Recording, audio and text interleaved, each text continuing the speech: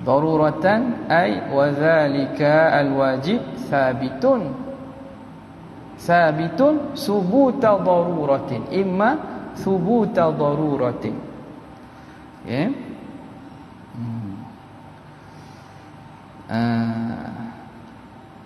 Ataupun boleh juga kita i'rab dia menjadi hal. Daruratan di i'rab menjadi hal. Kalau takdirha macam mana? Wa dzalika ay wa dzalika alwajibu thabitun hala kaunihi daruriyan. Hal keadaannya itu daruriyan. Jadi dia hal. Ataupun dza daruratin, samalah. Ataupun boleh juga di i'rab mansub ala naz'il khafid, dibuang haraf jar. Ai wa dzalikal wajibu thabitun hala kauni thubutihi bid darurah. Jadi thabitun bid darurati. Jadi ada haraf ba haraf jar yang dibuang, maka dia pun menjadi mansub kerana dibuang haraf jar, dipanggil mansubun ala naz'il khafid. Tapi bacanya daruratan lah. Bacanya daruratan. Kemudian wajah i'rabnya boleh macam-macam i'rab. Lagi mana maknanya sah, idza sahhal makna sahhal i'rab. Okey. Yang penting tanda biar baris itu betul. Jadi sekurang-kurangnya bila orang tanda baris betul tu, kita tak baca, tak huraikan i'rab pun, kita tidaklah salah. Makna orang tak tahu, kita tak tahu. Tapi kalau kita baca baris salah, orang tahu lalu, kita tak tahu. Nampak tak? Baik. Imma daruratan. Wajib itu sabit. Sabit hal keadaannya dengan darurah. Wa huwa apa? Jadi sabit ni wajib itu terbagi dua pula. Wajib daruri, wajib nazari. Yang pertama imma daruratan, wa dzalika imma daruratan. Perkara yang tidak terima akal ni tiada, tak terima akal tak ada. Mesti akal menghukumkan dengan ada. Yang kita panggil sebagai wajib ini sama ada dia itu daruri. Maknanya tak perlu fikir panjang, memang akal dengan segera menghukum dengan benda itu mesti ada. Itu dikatanya wa huwa ma la yahtajul aqlu fi idrakihi ila la yahtaju ila ta'ammulin wala nadharin, iaitu perkara yang tidak perlu, tidak berhajat oleh akal pada memahaminya, tidak perlu kepada ta'ammul, tak perlu kepada fikir panjang, wala nadharin, dan penelitian. Akal tak perlu fikir panjang-panjang dah, tak perlu fikir lama-lama dah, memang terus akal dapat hukum. Contoh, katahayyuzi lil jirmi, seperti mengambil ruang bagi jirim. Mengambil ruang bagi jirim. Itu contoh perkara wajib. Mana? Jirim. Apa hukum mengambil ruang bagi jirim? Hukum akal dia apa? Wajib ke, mustahil ke, harus? Bila kita kata sesuatu itu jirim itu, dia dengan keadaan dia itu jirim, tak? Hukum dia apa? Nisbah mengambil ruang bagi jirim mesti. Akal tak boleh terima ada jirim yang tidak ada tempat, tidak ada ruang yang kewujudannya wujud. Ada. Jadi benda ini maklumlah, kalau kata benda tu ada, mesti ada di mana. Tengok elok-elok. Sini pengarang menggunakan jirim. Jirim ni khusus, bukan maujud, kerana maujud tu lebih umum. Jirim ni merujuk kepada zat makhluk sahaja. Zat makhluk sahaja yang kita panggil sebagai dia jirim. Adapun Allah Ta'ala, Allah zat dia bukan daripada jenis jirim. Nampak?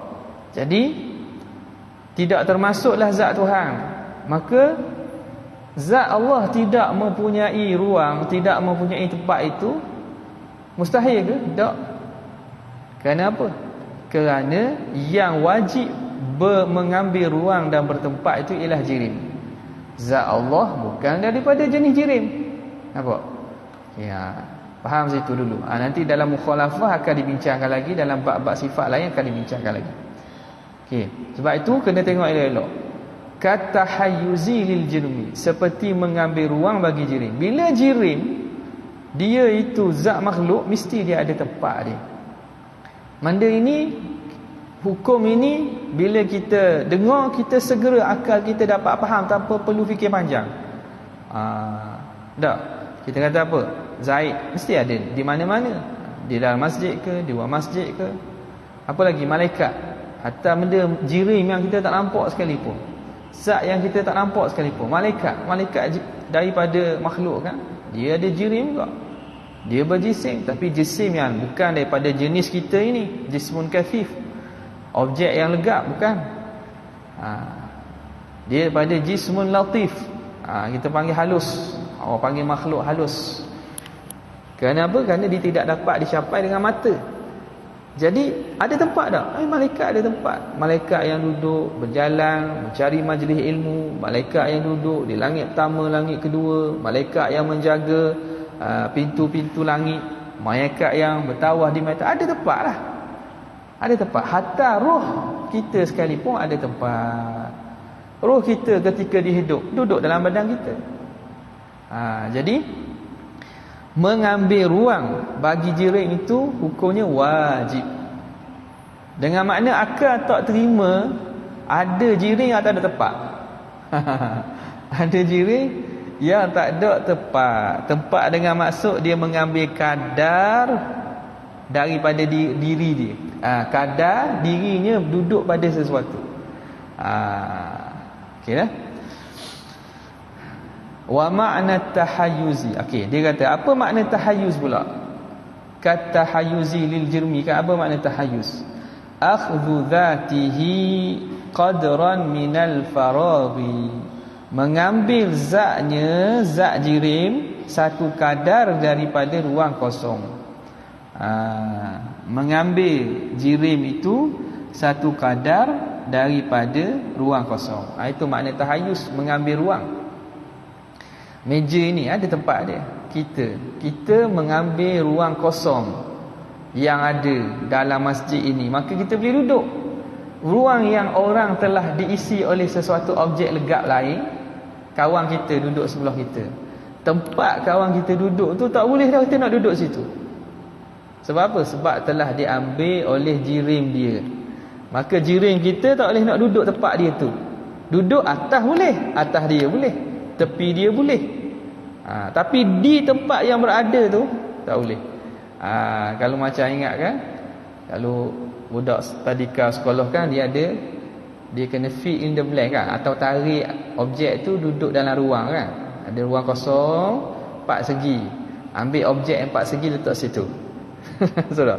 Jadi objek lain boleh duduk, tak boleh duduk dah.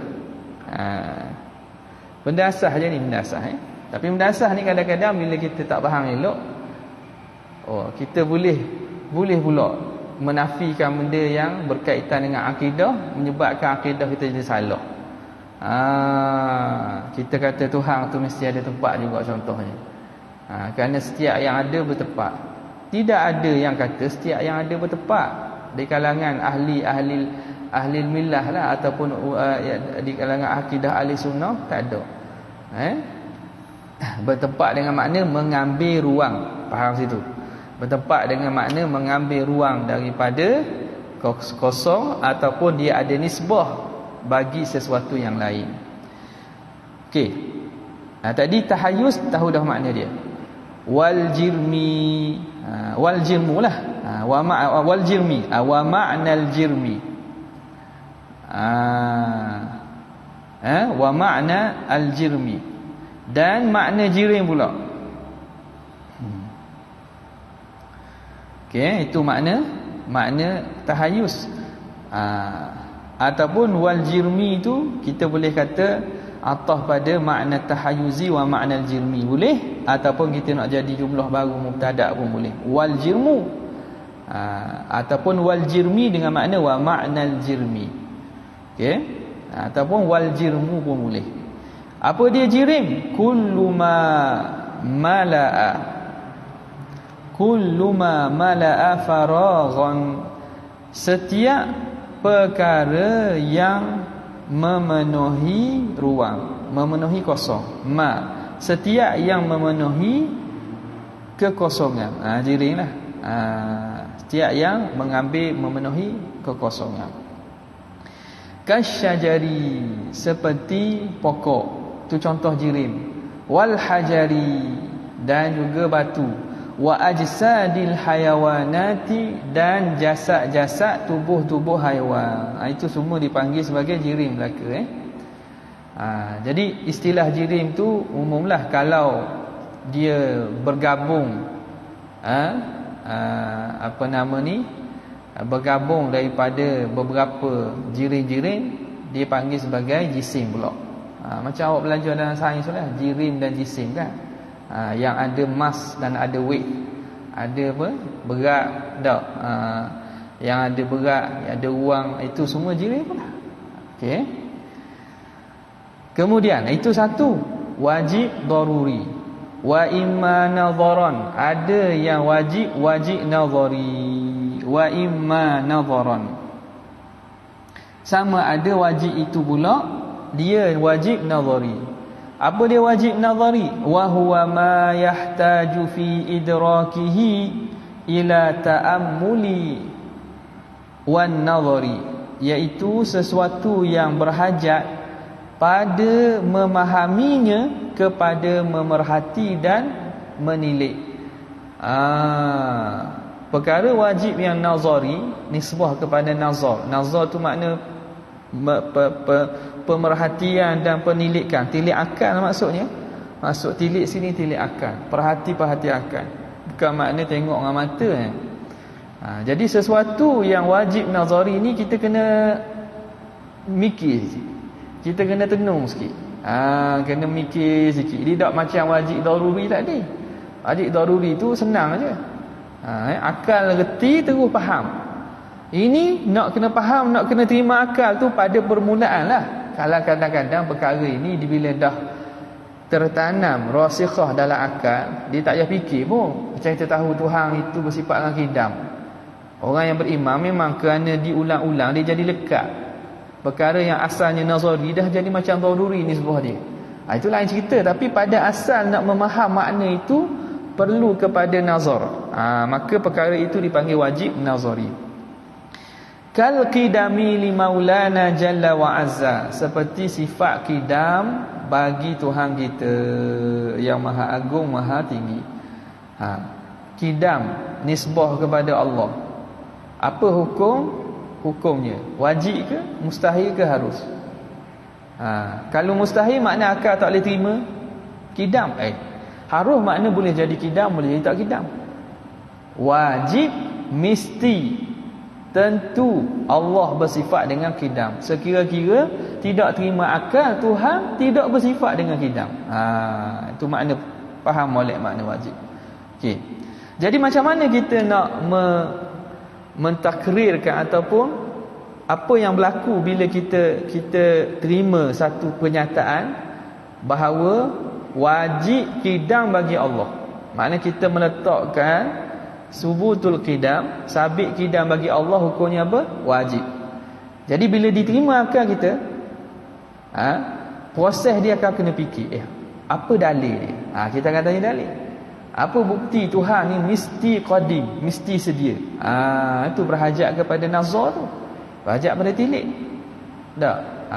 Maka kita susun dalil. Kalau Tuhan itu tidak sedia, nescaya dia baharu. Bila dia baharu, tentu dia kewujudannya didahului oleh tiada. Bila begitu, semasa dia tiada, tentu ada yang mengadakannya, yang asalnya tak ada. Kerana bila kita kata tidak qidam, tidak, Tuhan bukan qadim, Tuhan tidak sedia, makna Tuhan baharu. Apa makna baharu? Baharu maknanya wujudnya itu didahului oleh ketiadaan, maka masa tiada tu tentu berhajat kepada yang lain untuk mengadakannya. Nampak? Padahal dia Tuhan. Tuhan berhajat pula kepada yang lain untuk mengadakan. Boleh terima akal ke? Tak boleh terima. Maka akal memutuskan bahawa perkara ini tak terima, tidak menerima akal ketiadaan, bukannya. Maknanya kidam itu mesti. Akal tak boleh terima tidak kidam. Akal tidak boleh terima tidak kidam. Lain. Okey, wal mustahil, kemudian mustahil pula. Ma la yutasawwaru fil aqli wujuduhu. Perkara yang tidak ditasawur pada akal, yang tidak ditasawur pada akal wujuduhu, oleh ketiadaannya, akan ketiadaannya.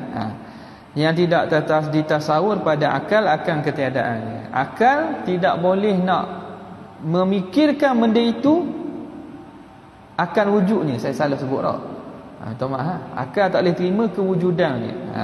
Akal tidak boleh menerima kewujudannya, tak boleh terima ada dia.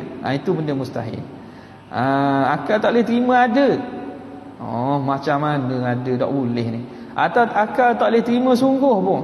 Akal kata tak betul, tak boleh terima ada atau sungguhnya. Dua pula. Tak boleh terima itu perkara mustahil. Yang mustahil juga terbahagi kepada dua. Imma daruratan kata'arril jirmi 'anil harakati was-sukun. Seperti sunyi. Ta'arri ni makna sunyi, kosong, sunyi, jirim daripada gerak dan diam. Jirim, gerak pun tidak, diam pun tidak. Ini contoh bagi perkara mustahil. Boleh ke tidak akal kita terima bahawa sesuatu jirim itu dia gerak pun tidak, diam pun tidak dalam masa yang sama? Akal akan hukum macam mana? Akal akan hukum tak boleh terima. Tak boleh terima oleh akal, tu panggil mustahil. Jadi jirim yang tidak bergerak dan tidak diam dalam masa yang sama, bergerak pun tidak, diam pun tidak, orang panggil benda itu mustahil. Mustahil. Jelas itu bila dengar tu kita terus dapat faham, tak perlu fikir panjang-panjang. Bola tak, bola. Awak tengok World Cup sini, bola itu dia bergerak pun tidak, diam pun tidak. Boleh terima ke? Tidak. Ketika dia sedang disepak oleh Messi, maka dia bergerak dan dia tidak bergerak dan tidak diam, ataupun dia bergerak dan diam, sama, mustahil juga. Tak bergerak dan tak diam pun mustahil, bergerak dan diam pun mustahil. Jadi contoh ni contoh aja, tamsil aja, maknanya ambillah apa-apa contoh pun sama aja. Okey. Wa imma nadharan, sama ada mustahil itu mustahil nazari pula. Kasyariki lillahi ta'ala, kasyariki lillah, seperti sekutu bagi Allah. Seperti sekutu bagi Allah. Ta'ala Allahu an dzalika 'uluwan kabira. Letak satu lagi tanda dash. Jumlah tanzihiyah itu, mu'taridah itu, dia tu jumlah tanzihiyah itu sebelum tu ada dash kan, sebelum ta'ala Allahu an dzalika 'uluwan kabira, lepas kabira letak sekali lagi. Okey. Contoh mustahil nazari apa dia? Contohnya ialah sekutu bagi Allah. Sekutu ni makna Tuhan lain lah, yang menyamai Allah, sekutu bagi Allah. Hak ni apa hukum akal? Apa hukum akal? Nampak? Akal hukum dengan apa ni? Dengan mustahil. Adanya Tuhan selain pada Allah, boleh terima akal tak? Tak boleh terima akal. Akal tak boleh terima ada Tuhan yang selain daripada Allah Ta'ala. Maka Tuhan lain itu dipanggil perkara yang mustahil. Perkara yang mustahil. Jadi hukum dia istihalah. apa? Istihalah. Ni kalau orang mengaji kitab-kitab Jawi kan, kalau mengaji kok Melayu kita, dia bezakan antara hukum akal, akal hukum. Hukum akal dengan akal hukum. Itu bahasa je tu.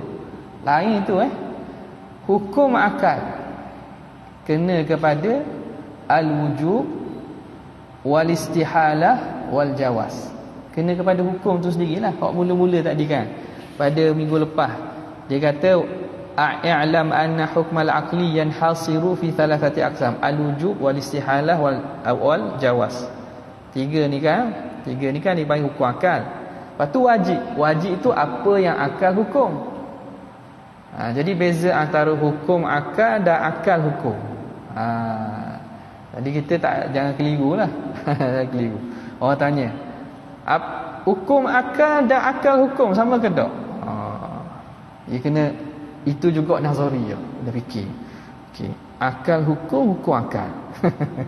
Apa macam tulis tak? Tak. Kena kepada dua yang berbeza. Hukum akal tu kena kepada hukum sendiri, wujub, al-istihalah, al-jawaz. Akal hukum iaitu benda yang akal tu hukumkan, kena kepada benda yang berhukum tu. Benda apa? Benda al-wajib, benda yang bersifat wajib, benda yang bersifat mustahil, benda yang bersifat haram. Jadi asy-syarik lillah ini, sekutu bagi Allah itu akal hukumkan dengan mustahil. Jadi ada dia tu mustahil, tak terima akal. Ta'ala Allah, maha suci Allah, maha tinggi Allah, an dzalika uluwan kabira, daripada demikian itu setinggi-tingginya dan maha besar Tuhan, uluwan kabira. Allah Taala sama sekali tak ada baginya sekutu. Itu jumlah tanzihiyah lah. Fa inna, kenapa sekutu bagi Allah ni mustahil daripada kategori nazari? Fa inna istihalata syariki lillahi ta'ala la tudraku illa ba'dan nazari.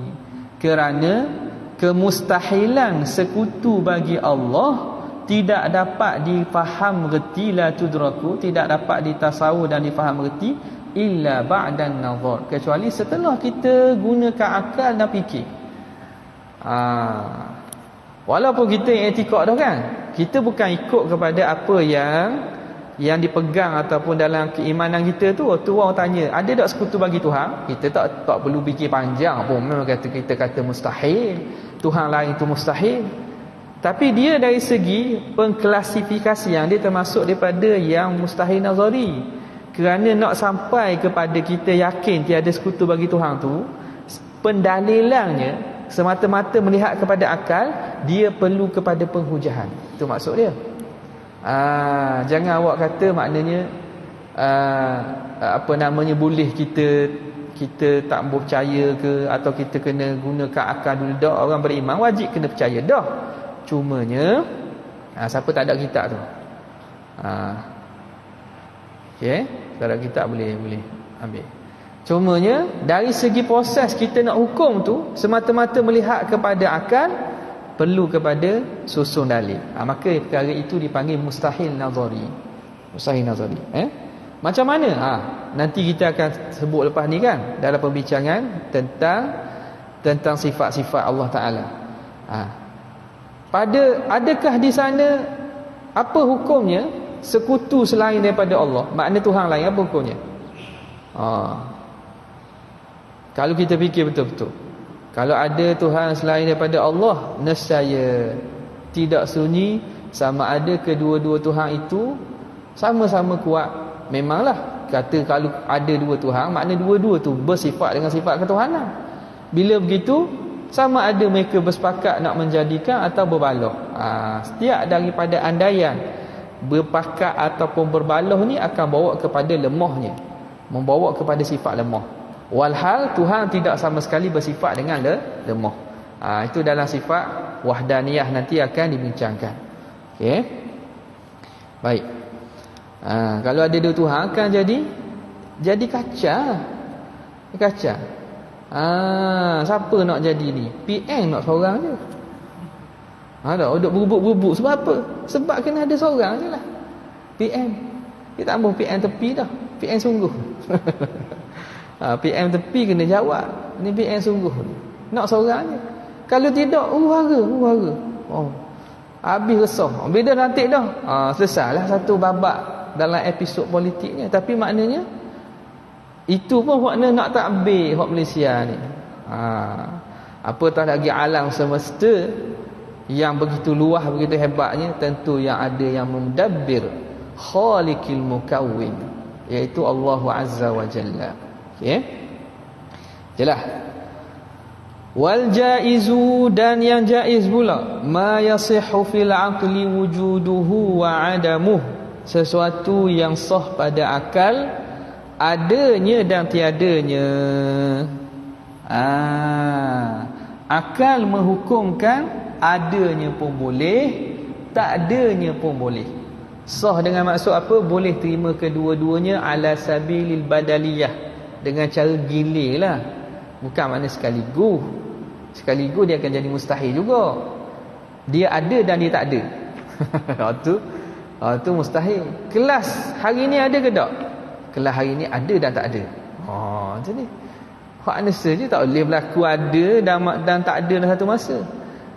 Jadi maknanya boleh terima. Bukan maksud berlaku kedua-dua tu sekaligus. Jadi haruh ni menerima ada dan menerima tiada. Dan perkara yang haruh pun terbahagi pada dua juga. Imma daruratan, sama ada haruh itu harus yang daruri, ka harakatil jirmi au sukunihi, seperti gerak jirim dan juga diamnya jirim. Diam tu maknanya tak bergerak. Itu contoh. Okey, jadi jirim, hukum dia ni bergerak, bagi dia hukumnya harus. Makna dia bergerak. Akal boleh terima tak? Akal boleh terima. Tak payah fikir panjang-panjang. Bola itu sedang bergolek, bola itu bergerak. Boleh terima tak? Boleh terima. Bola itu diam, tidak bergerak. Boleh terima tak? Boleh terima. Itu kita dapat faham dengan akal tanpa perlu fikir panjang. Itu harus, yang dipanggil harus daruri. Wa imma nadharan, sama ada nazari, harus yang jaiz nazari. Ka ta'dhibil muti'i wa ithabatil 'asi, seperti mengazabkan orang yang buat taat dan memberi pahala orang buat maksiat. Tuan Syekh kita ambil contoh yang maknanya contoh masuk dalam perkara keimanan dah ni. Perkara yang harus al-jaiz fi haqqihi ta'ala ni. Apa dia? Harus mengazabkan, yakni Allah mengazabkan al-muti', orang yang berbuat taat. Wa ithabatil 'asi, harus Allah memberi pahala kepada orang yang membuat maksiat. Apa hukum? Boleh terima akal tak? Kita hak mengaji ni kata memang gitu. Tiba-tiba bila isu berkaitan Allah mengazabkan orang buat baik, Allah memasukkan orang mukmin dalam neraka, contohlah Allah berbuat zalim dan subuh ni, rupa-rupanya masih ada di kalangan yang faham bahawa mesti Tuhan beri pahala kepada orang buat baik dan mesti Tuhan mengazabkan orang buat zalim. Kalau tidak, Tuhan jadi zalim. Jadahan ni awal-awal perbincangan tentang hukum akal. Tiba-tiba dalam masalah Tuhan zalim atau tidak, contoh-contoh yang mereka datangkan tu menunjukkan seakan mereka tak faham hukum asas berkaitan hukum akal. Sekarang ni perbincangan ilmiah, perbincangan tentang usuluddin berdasarkan manhaj ahli sunnah wal jamaah al-Asy'ariyah wa Maturidiyah. Perbincangan tentang hukum akal. Tiba-tiba bila hurai pula menunjuk contoh yang diberi menunjukkan mereka tak faham hukum akal, wajib, mustahil, harum. Bila tanya boleh ke tidak Allah Ta'ala nak mengazabkan orang yang buat taat, mana boleh zalim Tuhan. Mana boleh zalim Tuhan. Orang tanya tentang hukum akal, orang tak tanya berlaku atau tidak. Faham? Tiba-tiba tak boleh nak faham antara dua istilah zalim satu, yang kedua istilah harus tak harus tu. Hatta di kalangan orang mengaku Asy'ariyah sekali pun, nampak tak? Ahli kalam sekali pun. Jadi tu kata jangan nampak, jangan ingat benda ini mudah. Ya mudah je, saya tidak takutkan dengan payah, dia sebenarnya mudah saja. Tapi pemahaman tu kena faham elok-elok.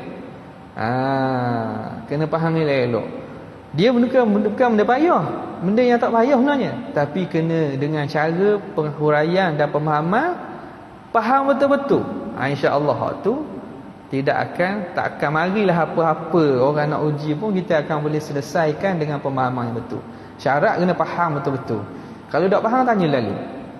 Tak faham tanya segera, tanya selalu. Okey. Baik. Okey, dia bagi contoh perkara harus yang nazari. Sebab tu dia masuk dalam nazari. Sebab apa? Sebab benda ini perlu kepada penghujahan dan susunan dalil. Apa hukum Allah mengazabkan dari segi akal? Apakah hukum dari segi akal Allah mengazabkan orang yang buat taat? Orang alim, orang soleh, zuhud, tak buat dosa langsung, buat pahala, buat amal soleh je. Tiba-tiba Allah nak memasukkannya ke dalam neraka. Tuhan nak azab dia. Apa hukum dari segi akal? Boleh ke tak? Kena faham lah. Kena faham. Pertamanya, akal boleh terima tak perkara tu? Itu maknanya akal boleh terima tak bahawa Allah dia boleh buat apa setiap perkara kan? Perbuatan apa yang Tuhan nak buat bebas. Allah Ta'ala bebas. Yakhluqu ma yasha. Tuhan boleh buat apa yang dia nak. Maka fa'alul lima yurid. Dia sangat membuat apa yang dia nak. Faham daripada umum kudrat Tuhan, Tuhan boleh buat apa saja. Maka apabila kita kata tak boleh ataupun terhalang, tak boleh terima akal, dengan maksud tak boleh terima akal, mustahil akal Tuhan mengazabkan orang buat taat, maka kita yang sebenarnya tak faham hukum akal. Nisbah perbuatan Tuhan, tidak ada sesuatu yang menyekat Tuhan buat apa yang dia nak. Faham tak? Kok mana tak ada sesuatu yang menghalang? Kalau Tuhan terhalang membuat apa yang dia nak, makna Tuhan ada halangan, makna Tuhan tidak bebas, makna Tuhan bukan Tuhan lah. Sebab perbuatannya ada halangan. Faham?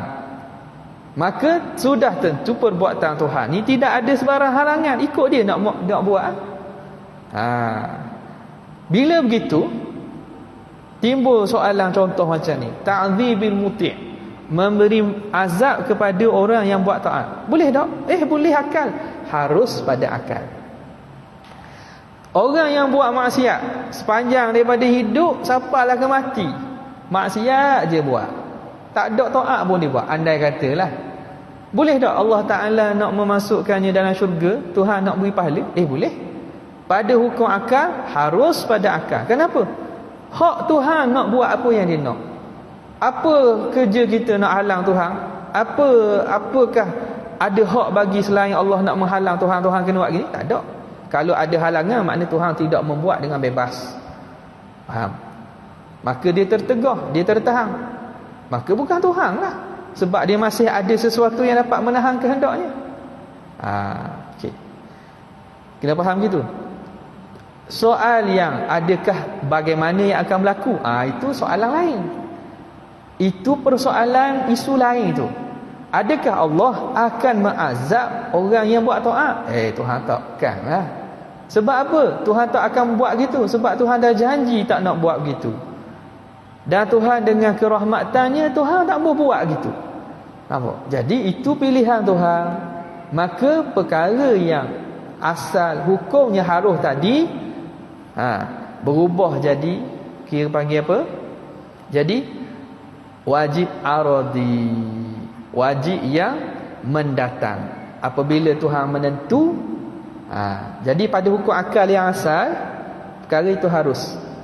Tapi Tuhan kata bila buat baik Tuhan akan balas. Faman ya'mal mithqala dzarratin khairan yarah. Siapa yang buat kebaikan akan diperlihatkan dan Tuhan akan balas. Jadi itu janji Tuhan. Maka berubah melihat kepada ta'alluq iradat dan perbuatan Tuhan, dia berubah jadi wajib yang aradi, wajib yang mendatang. Arid, hukum wajib itu mendatang. Kerana apa? Melihat kepada janji Tuhan. Melihat kepada janji Tuhan, pasti Tuhan pasti Tuhan akan membalas orang yang buat baik dengan kebaikan. Pasti Tuhan balas itu hukumnya hukum syarak, melihat kepada janji Tuhan. Faham Melihat kepada janji Tuhan. Bukan hukum akal. Hukum akal Allah Ta'ala harus belaka buat. Beza tu. Jangan terkeliru pula. Jangan balik lagi kita kata tak apa, jom kita berfoya-foya, duduk di Uniza dengan pantai yang indah. Kita berdating lah dan berfoya-foya lah. Sebab apa? Sebab orang buat jahat pun Tuhan akan beri pahala. Jangan faham kot tu. Hukum akal ni ialah pada menentukan sesuatu tu boleh tak boleh. Apa nisbah perbuatan Allah dengan perbuatan tu. Tu je. Tapi Tuhan akan buat macam mana? Tuhan buat sebagaimana dia akan katalah. Ada orang yang buat baik dia akan balas baik. Orang yang buat kejahatan dia akan hisab dan akan berikan seksaan yang sesuai setimpal kalau tidak diampunkan. Nampak? Jadi kena bezakan antara dua hukum ni. Hukum akal dan juga hukum nisbah kepada syarak, iaitu janji Tuhan. Maka perkara yang harus pada asalnya boleh menjadi wajib bila Tuhan janji. Dan boleh jadi mustahil. Mustahil pada syarak Allah Ta'ala mengazabkan orang yang mukmin kekal dalam neraka. Mustahil lah, sebab Tuhan janji orang mukmin pasti akan keluar. Orang mukmin pasti akan keluar daripada neraka. Jelas Kemudian kata pengarang rahimahullah. Okey. Tadi kan dia kata semua takrif wajib, mustahil dan harus. Wajib dan mustahil dan juga harus itu ialah pengarang mentakrifkan dengan ma la yutasawwaru. Ma la yutasawwaru fil aqli wujuduhu, itu mustahil. Ma la yutasawwaru fil aqli adamuhu, itu wajib. Ma yutasawwaru fil aqli wujuduhu, ataupun dia kata ma yasihhu kan, ma yasihhu fil aqli wujuduhu wa adamu. Ini dibincang makna tasawur pula. Wa makna tasawuri, dan bermula makna tasawur itu al-idrak, ialah idrak. Tengok sini. Dia kata makna tasawur ialah idrak. Maka sebab itu kalau kita lihat pada ta'rif ni, ta'rif wajib pada muka surat 5 tu, al-wajibu ma la yutasawwaru. Apa dia tafsirkan? Ai ma la yudraku. Jadi tasawur di sini dengan makna idrak. Mustahil pada muka surat 6 tu, wal mustahilu ma la yutasawwaru fil aqli, ai ma la yudraku fil aqli wujuduhu. Jadi wa makna tasawuri al idraku, dan bermula makna tasawur itu ialah idrak. Idrak tu makna reti, faham. Bila kata ma la yutasawwaru ai ma la yudraku, iaitu sesuatu yang tidak dapat ditasawur, tidak dapat dihukum, digambarkan pada akal. Kalau mustahil tak dapat gambarkan ada, wajib tidak dapat digambarkan akan ketiadaannya. Okey, jelas. Jadi tengok bagaimana satu-satu syarih menerangkan bagi kalam matan. Bagi kalam matan. Okey. Jadi benda air banyak dah. Banyak. Ada apa. Jadi kerana itu faham makna tasawur yang digunakan dalam pentakrifan ini. Bukan tasawur tu makna khayal. Itu ingat. Itu mungkin pengarang rahimahullah nak membuat kepada kita menekankan atau membicarakan masalah ini supaya nak membezakan tasawur dengan makna khayal. Orang tanya, contoh perkara mustahil apa? Contoh perkara mustahil apa dia? Contoh apa dia? Hak tadi sekutu bagi Tuhan tak? Tuhan kedua, ketiga. Okey. Kalau kita kata mustahil itu perkara yang tidak dapat ditasawur pada akal adanya. Dengan makna tasawur tidak dapat digambar dan dikhayalkan, dipikirkan.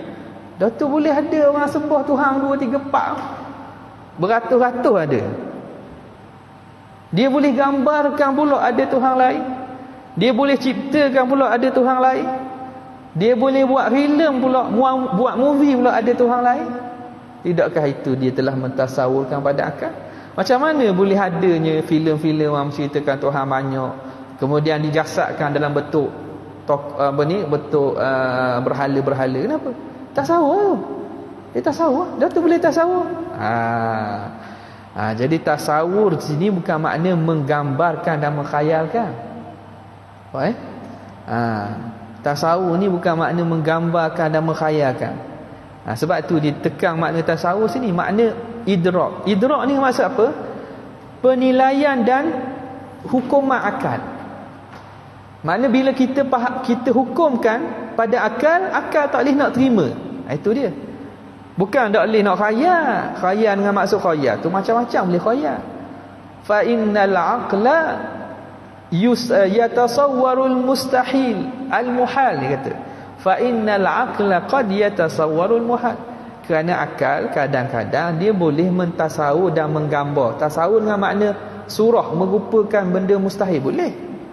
Akal boleh buat benda mustahil, boleh fikir benda mustahil. Tetapi bila tasawur dengan makna apa? Reti, faham. Akal bila tilik kepada Tuhan selain Allah, boleh terima tak? Itu akal bila tengok betul-betul, dia akan menghujahkan, akan menatijahkan bahawa mustahil ada Tuhan selain Allah. Faham sebab tu diterangkan makna tasawur. Wa ma'na tasawuri al-idraku. Jadi pada takrif tadi, ma la yutasawwar dengan makna ai ma la yudraku, perkara yang tak boleh diidrak, dipaham reti dan dihukum oleh akal dengan ada atau tiadanya. Tengok kepada mustahil ataupun harus. Baik. Kemudian kata pengarang rahimahullah, wa inna ma bada'a bi taqsimi al-hukmil aqliyyi, hanya saja musannif memulakan dengan pembahagian hukum akal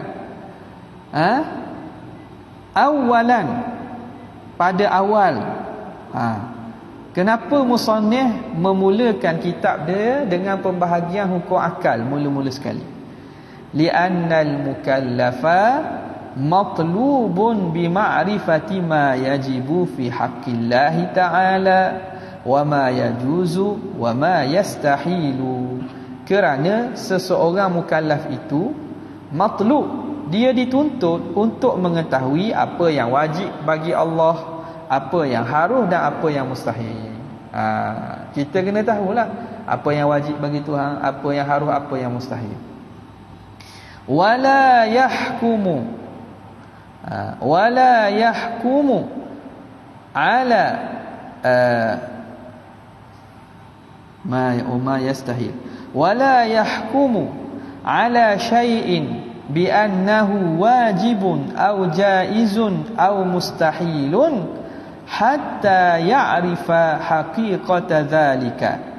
Wala yahkumu, dan seseorang mukallaf itu tidak dapat menghukum di atas sesuatu dengan bahawa sesuatu itu wajib ke, atau harus ke, atau mustahil ke, hatta sehinggalah ya'rifa haqiqata dzalik, sehingga dia mengetahui hakikat demikian itu. Demikian mana? Demikian wajib hukum akal tadi, wajib, mustahil, harus. Jadi sekarang ni apa yang dituntut oleh mukallaf? Mengetahui perkara yang wajib bagi Allah, perkara mustahil dan perkara yang harus. Okey, macam mana kita nak tahu benda tu wajib, mustahil, haram? Kena tahu apa itu wajib, apa itu mustahil, apa itu haram. Tiga-tiga yang kita panggil sebagai hukum akal. Jadi seorang mukallaf itu dia nak sampai kepada keimanan perkara yang wajib. Dak, bagi Allah, sifat-sifat Allah Taala mesti dengan mengetahui ta'rif dan juga hakikat bagi hukum akal itu. Kerana itu musannif memulakan perbincangan dengan hukum akal. Tak akan dapat tahu kecuali kena tahu hakikat hukum akal yang tiga itu. Nampak? Okey. Jadi penting hukum akal tiga ni. Nampak benda sikit tapi biar kita faham betul-betul. Latih atas akal kita untuk menilai setiap perkara itu melalui neraka hukum akal. Walaupun kita sambil-sambil gurau atau sambil-sambil sambil-sambil berbual. Pedah nasi ni, apa hukum dia? Apa hukum pedah bagi nasi? Wajib, mustahil, haram? Hukum jadi kebanyakan jadi haram lah. Boleh juga lah jadi benda hak mustahil tu, boleh juga. Tengok. Jadi bila kita selalu kan, lepas ni akan sebut, selalu kan kita gilap dan juga asah pemahaman tentang akal ni, maka kita akan faham bila masuk kepada perbincangan tentang ilahiyat, benda-benda asah, kita akan senang faham. Tuhan bila timbul kekeliruan, Tuhan turun ke langit dunia 1-3 malam. Boleh haram ke, wajib ke, mustahil? Dah. Ni hadis khabar, hadis khabar. Ni hadis khabar, ni hadis khabar. Jadi macam mana kita nak ukur tu? Mana salah tu? Salah hadis ke? Salah hukum akal? Macam mana kita nak nilai tu? Hadis bila dah sahih, sabit daripada Nabi, kita nak kata gitu, kita tuduh hadis. Jadi yang salah ialah cara pemikiran, pemahaman tu salah. Sebab apa? Sebab asas tidak mengetahui hukum akal ni. Sebab itu ramai daripada guru-guru masyayikh kita kata sebab kerana rosak dan juga tidak fahamnya berkaitan ketuhanan, mereka tidak mengetahui tentang hukum akal yang ketiga-tiga ini. Kata Syekh Ali Jumaah hafizahullah, dia kata apa? Sababuhu annahum lam yahfazu baitaini minal kharidah. Dua bait daripada kharidah. Aqsamu hukmil aqli la mahalah hiyal wujubu thumma listihalah thumma al-jawazu thalithul aqsami fafham munihta ladzatal afhami. Dua bait daripada kharidah tu. Apa dia hukum akal tu? Aqsamu hukmil aqli la mahalah. Bahagian hukum akal tidak syak lagi. Hiyal wujubul summa listihalah, iaitu wajib kemudian istihalah. Sumal jawaz kemudian harus. Thalithul aqsami, bahagian akal yang ketiga. Fahfaz munihta lazzatal afham. Hafalah kamu, moga kamu diberi kemanisan kefahaman. Kerana kecelaru ni akhirnya kita tengok tak faham hukum akal.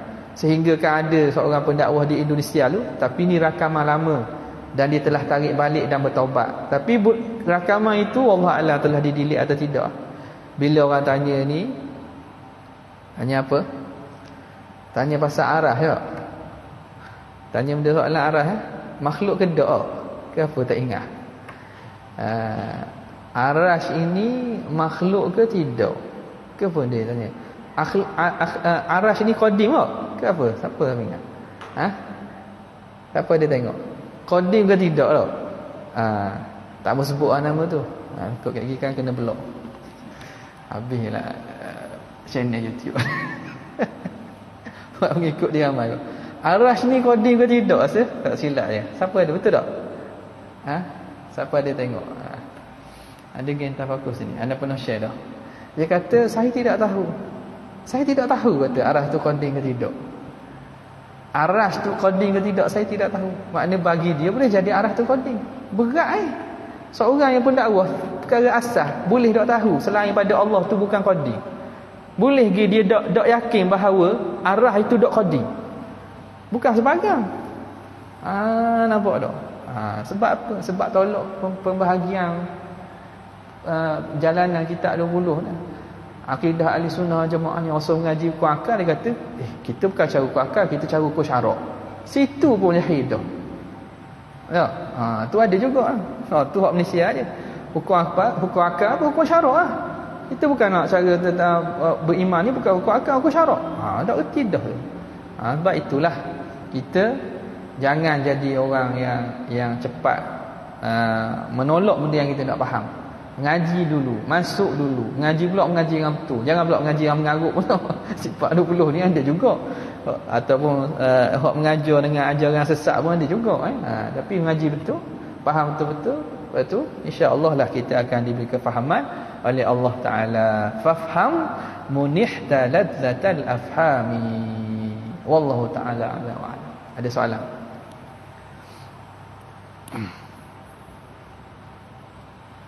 Ada soalan? Dalam live saya tak ada sini lah. Saya tak nampak sini. Wajib aridi itu adakah dalam kategori wajib akal juga? Wajib yang aridi dia menjadi wajib kerana ada arid, sesuatu yang mendatang. Yang mana pada asal sesuatu itu harus pada akal. Dia menjadi wajib kerana arid, sesuatu yang mendatang. Tadilah kerana janji Tuhan, kerana hukum syarak. Jadi dia itu pada asal termasuk daripada perkara yang jawaz aqlan, perkara yang harus pada akal. Yang menjadi wajib atau mustahil melihat kepada sesuatu yang lain. Kadang-kadang melihat kepada ta'alluq sifat ilmu Tuhan, ta'alluq kepada iradat Tuhan. Bumi yang manusia yang jalan dengan kepala, tengok dengan kaki, harus tak ada akal? Harus tak? Harus berlaku tak? Tak berlaku. Jadi macam mana? Mustahil yang arid, melihatkan bahawa Tuhan tidak kehendak manusia jalan gitu di nizam, di dalam situasi dunia ni lah. Jadi perkara itu mustahil yang aradi ataupun arid, yang mendatang. Kenapa? Kerana Tuhan tidak menentukan manusia itu jalan dengan kaki, tapi harus tak berlaku. Tu hari kiamat kan, fahal yakubun nasu ala wujuhim aw apa ni, afaman yamshi mukibban ala wajhihi ahda amman yamshi sawiyan ala siratil mustaqim. Jadi jalan dengan muka gua ni heret muka aku. Antara azab yang kena kepada ahli neraka. Tapi dalam sistem dan dunia ini Tuhan menghendaki manusia jalan dengan kaki. Maka tak berlaku tu, kemustahilan tu arid, pada hukum asal dia itu harus. Okay. Lagi? Tak ada masalah. Tak ada, sekadar saja. Wabillahi taufiq wal hidayah. Assalamualaikum warahmatullahi wabarakatuh.